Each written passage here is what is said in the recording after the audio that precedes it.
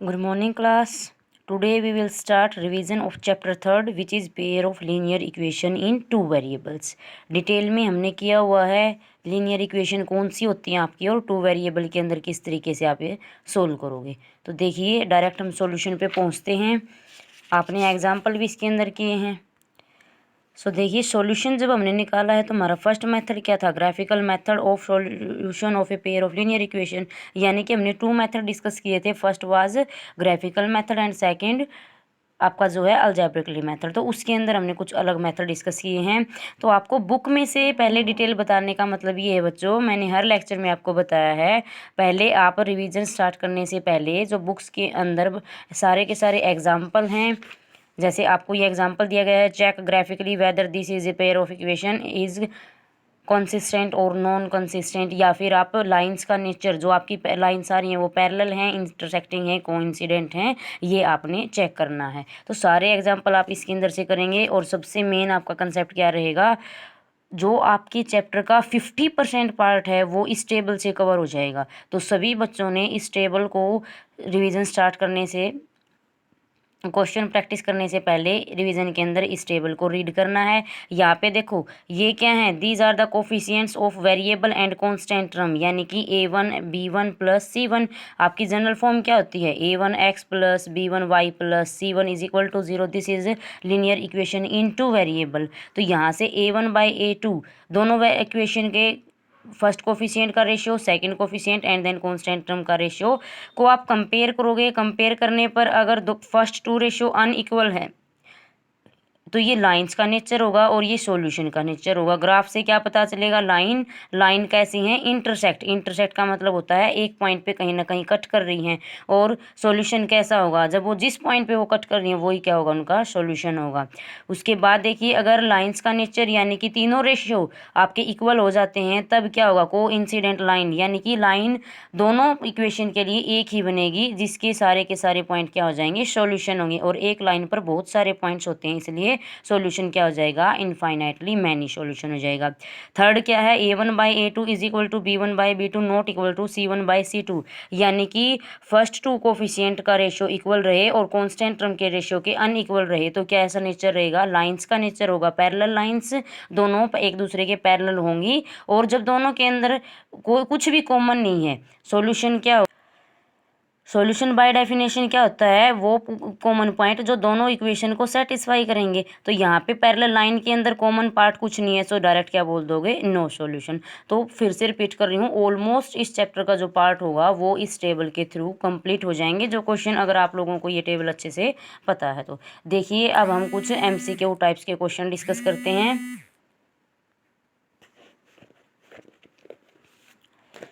Your first question is which of the following pair of equation are consistent. आपको कुछ equations दी गई हैं, कुछ पेयर दिए गए हैं, this is first pair, second pair, third pair.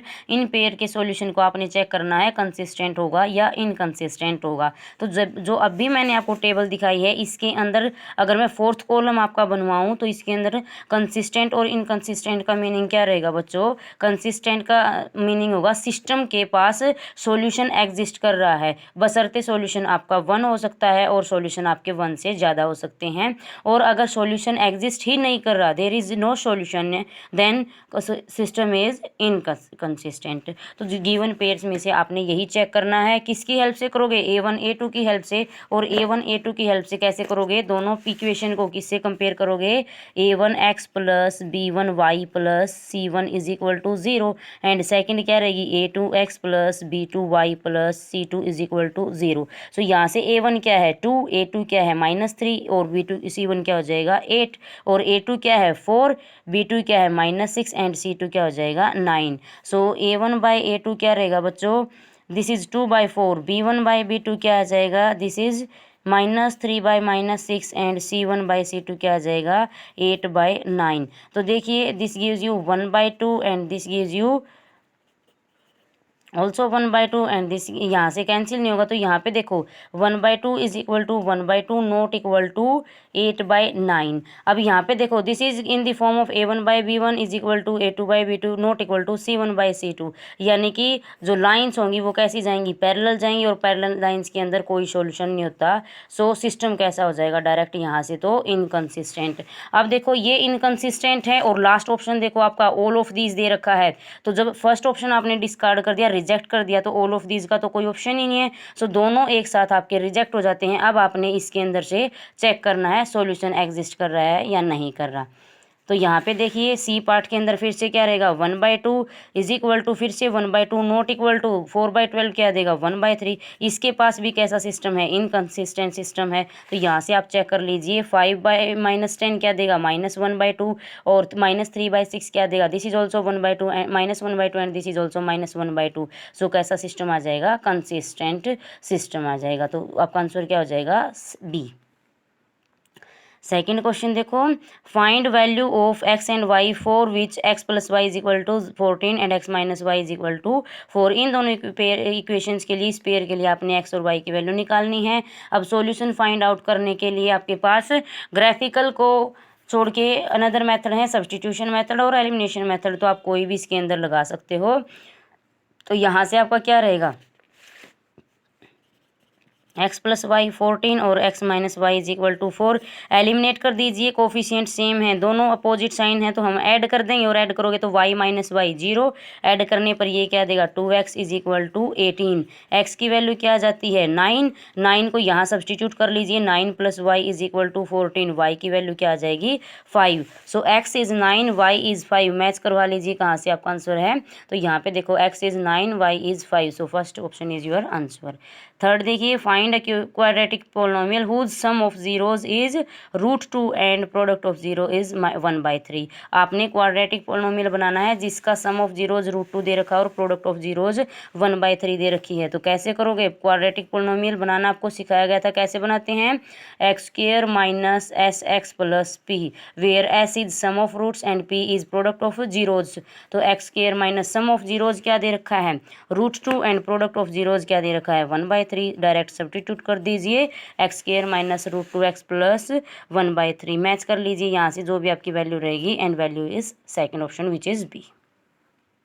Find value of α² plus β² where alpha and beta are zeros of polynomial. आपको क्या फाइंड आउट करना है, अल्फा का स्क्वायर प्लस बीटा के स्क्वायर की वैल्यू फाइंड आउट करनी है। गिवन क्या है, अल्फा बीटा कैसी कंडीशन दे रखी है, whose sum of zeros is 4, sum of zeros क्या दे रखा है 4, और प्रोडक्ट क्या दे रखी है 1। फिर से अप्लाई कर दीजिए, सम ऑफ जीरोज का मतलब क्या है, अल्फा प्लस बीटा क्या दे दिया डायरेक्ट 4, और अल्फा बीटा क्या दे दिया 1। निकालना क्या है आप लोगों ने बच्चों, alpha square beta square. Quadratic polynomial दिया ही नहीं है, तो आप अल्फा और बीटा इंडिविजुअली नहीं निकाल पा रहे, तो क्या करोगे, यहाँ पे देखो अल्फा प्लस बीटा का स्क्वायर, ये कैसी क्वांटिटी है, स्क्वायर क्वांटिटी है। अगर मैं इसके दोनों तरफ आप स्क्वायर अप्लाई कर दें तो क्या रहेगा, देखिए लेफ्ट हैंड साइड में क्या आइडेंटिटी ओपन हो रही है, this is a plus B का होल स्क्वायर, ओपन कर दीजिए a² यानी कि अल्फा स्क्वायर प्लस b² यानी कि beta square plus 2 into alpha beta is equal to 4 का स्क्वायर क्या रहेगा 16। अब यहाँ पे देखो आपको यही वैल्यू कैलकुलेट करनी है, सो इसको एज इट इज रखोगे, और जो ये आपके पास वैल्यू है इसको आप ट्रांसपोज कर लीजिए, क्या आ जाएगा 16 minus 2 alpha into beta, and alpha into beta is nothing, this is the product of zeros, और प्रोडक्ट ऑफ जीरोज क्या दे रखी है 1। पुट कर लीजिए 16 minus 2 into 1 which gives you 16 minus 2 which is 14। तो क्या वैल्यू आ जाएगी यहाँ से आपके पास, okay. Pair of linear equation has unique solution, no solution and more than 2 solution, infinitely many solution. ये आपने सॉल्यूशन की टाइप्स बतानी है। तो पेयर ऑफ इक्वेशन के पास सबसे पहले क्या करोगे, a1x plus b1y plus c1 से कंपेयर करोगे a2x plus b2y plus c2 से, फिर से कंपेयर कर लीजिए, a1/a2 क्या आ जाएगा यहाँ से 1/3, 2/12 यानी कि क्या देगा 1/6, उसके बाद क्या देगा फिर से 1/2। तो यहाँ से चेक कर लीजिए क्या रहेगा, क्या आ जाएगा 1/2, a1/b1 not equal to, sorry a1/a2 not equal to b1/b2। तो डायरेक्ट क्या रहा है फर्स्ट पॉइंट, यानी कि यूनिक सॉल्यूशन रहेगा। नेक्स्ट क्वेश्चन देखिए, the pair of linear equation has a unique solution if के इज़ नॉट इक्वल टू 6, यानी कि के की किस वैल्यू के लिए गिवन पेयर के पास यूनिक सॉल्यूशन होगा। तो सबसे पहले क्या निकालोगे, इनके A1 A2 निकालोगे। A1 A2 से जो भी वैल्यू आएगी उसको कंपेयर कर लीजिए।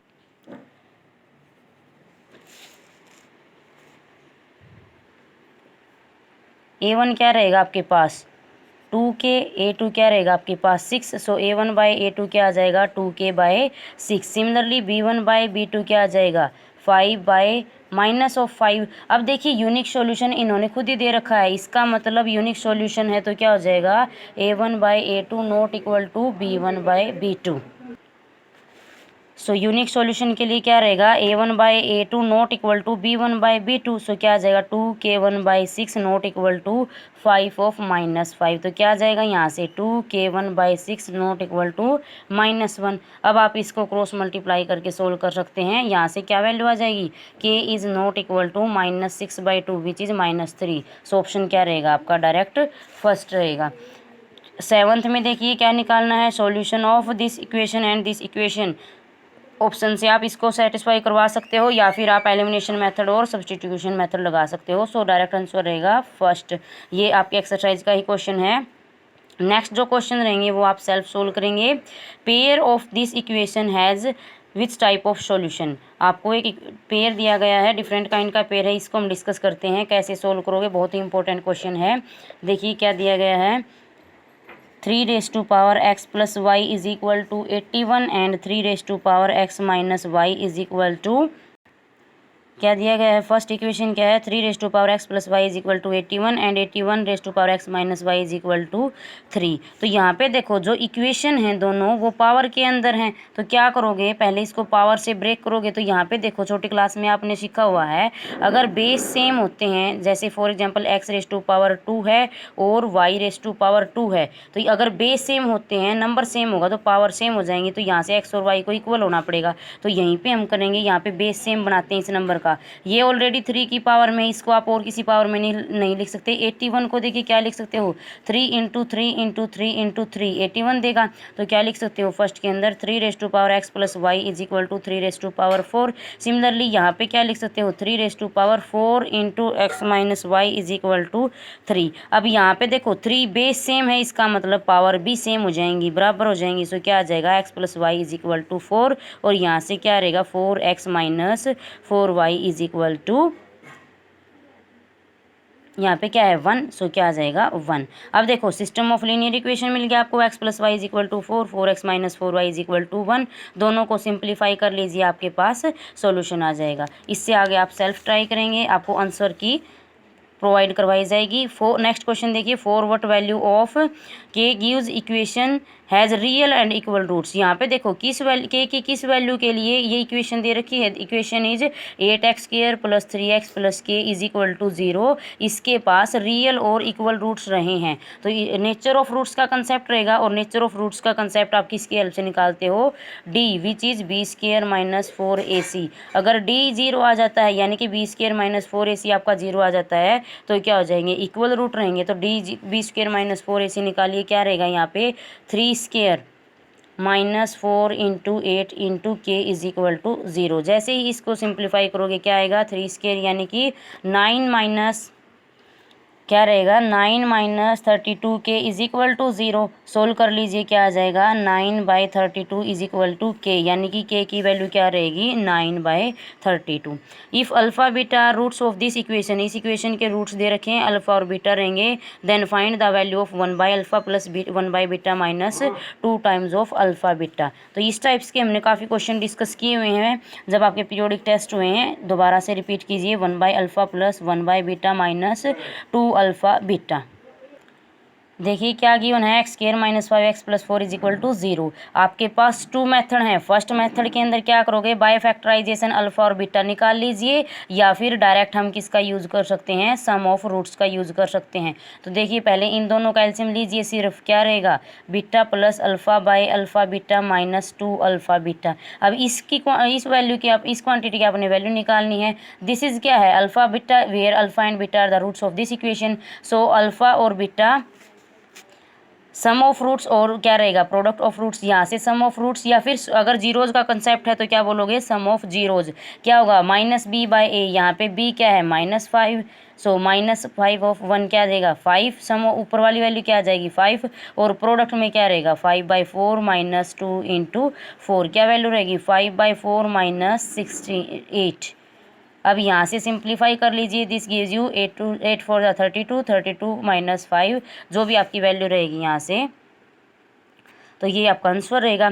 पेयर ऑफ इक्वेशन है, नेक्स्ट क्वेश्चन देखिए, pair of equation has represent two lines are, यानी कि ये आपको एक पेयर दे रखा है जिसके अंदर पेयर ऑफ इक्वेशन के अंदर क्या रहेगा, आपने लाइन्स का नेचर चेक करना है। तो लाइन्स का नेचर चेक करने के लिए you have two method, first is graphical method and second is algebraically method. तो बाय टेबल मैंने बताया था, टेबल से आपका ऑलमोस्ट 50% सिलेबस कवर हो जाएगा, 50% क्वेश्चन आप सोल्व कर सकते हो टू बाय यूजिंग टेबल। सो टेबल का यहाँ पे यूज कर सकते हो, क्या रहेगा 6/2, यानी कि क्या देगा आपको A1/A2 इज इक्वल टू क्या है 3/1, B1/B2 क्या है दिस इज ऑल्सो 3/1, और C1/C2 क्या रहेगा दिस इज -10/-9, यानी कि 10/9। तीनों को कंपेयर कीजिए, A1/A2 is equal to B1/B2 is equal to not equal to C1/C2, ये दोनों इक्वल हैं बट थर्ड रेशो के अनइक्वल हैं, तो कैसा नेचर हो जाएगा, कैसी लाइंस मिलती हैं आपको पैरेलल लाइंस। तो यहाँ से डायरेक्ट बता दीजिए क्या रहेगा ऑप्शन पैरेलल लाइंस। सो इस तरीके के आपने सारे क्वेश्चन सोल्व करने हैं। आज हमने 2 चैप्टर के क्वेश्चन डिस्कस किए हैं, 2 और मोर चैप्टर के आपने ये क्वेश्चन अपनी फेयर नोटबुक में सोल्व करने हैं विद सॉल्यूशन। Thank you.